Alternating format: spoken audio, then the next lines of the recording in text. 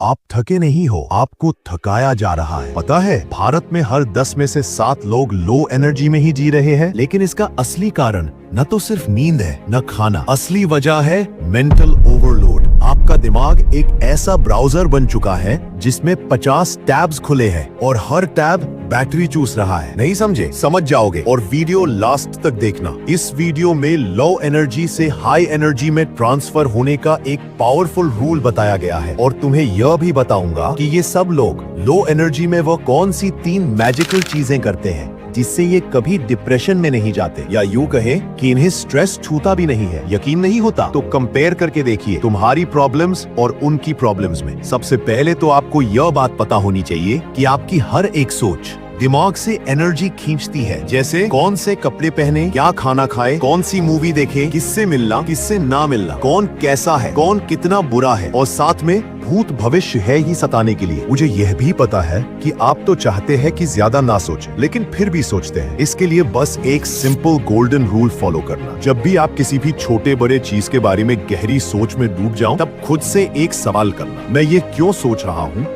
और इससे मुझे क्या बेनिफिट्स मिलेंगे। बात बहुत छोटी है, लेकिन जब करके देखोगे तब पता चलेगा कि कितनी असरदार है। और मैं गारंटी के साथ कहता हूँ, जो लोग लो एनर्जी का शिकार है वो एक दिन में ये रूल भूल जाएंगे। इसलिए कहीं पे ये गोल्डन रूल नोट करके रखो। साथ ही आप ये कुछ एक्टिविटीज करके हाई एनर्जी में रह सकते हैं, जैसे क्लासिकल म्यूजिक, नेचर वॉक, गहरी नींद, एक्सरसाइज और किताबें पढ़ना। लेकिन जब भी आप ये एक्टिविटीज करते हो उस वक्त भी आप बार बार सोच में पड़ते हो, है ना? ऐसा होने लगे तो इन सक्सेसफुल लोगों का एक मैजिकल रूल याद रखें। ये रूल भी बहुत सिंपल है, बस खुद से कहना, जब मेरी एक्टिविटी पूरी होगी तब मैं इस बात पर सोचूंगा। और ये कुछ सक्सेसफुल लोगों की लिस्ट है जिन्होंने एक ही पॉइंट बार बार दोहराया है, और वो पॉइंट है लंबी गहरी सांसें। लो एनर्जी एक ऐसा स्टेज होता है जिसमें आपकी सांसों की क्वालिटी भी लो होती है, और ये सक्सेसफुल लोग बताते हैं हर समय आपकी एक समान और गहरी सांसें चलनी चाहिए।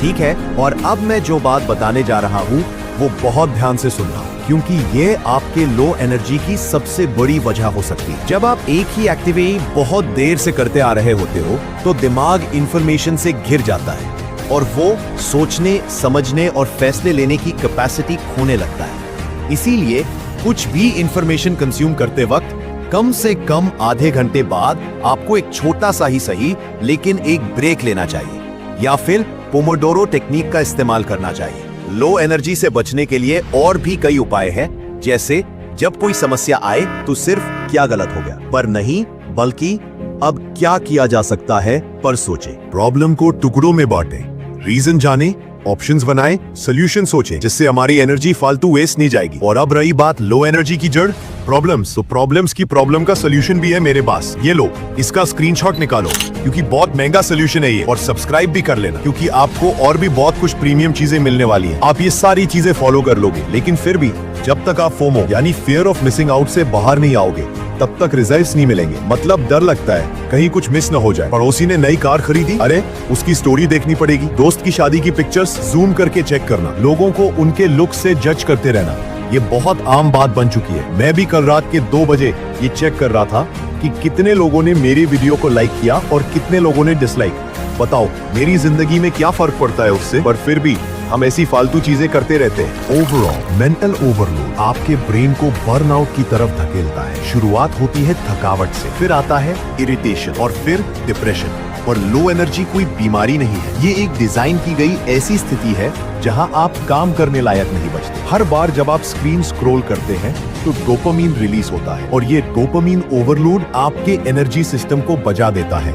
Reels, shorts, notifications, endless scrolling, ये सब भी छोटे छोटे झटके हैं जो दिमाग को धीरे धीरे जला देते हैं। और जब दिमाग का रिवॉर्ड सिस्टम ही गड़बड़ा जाए तो ना काम में मन लगता है ना आराम में, यानी वो इंसान बन जाता है लो एनर्जी का शिकार।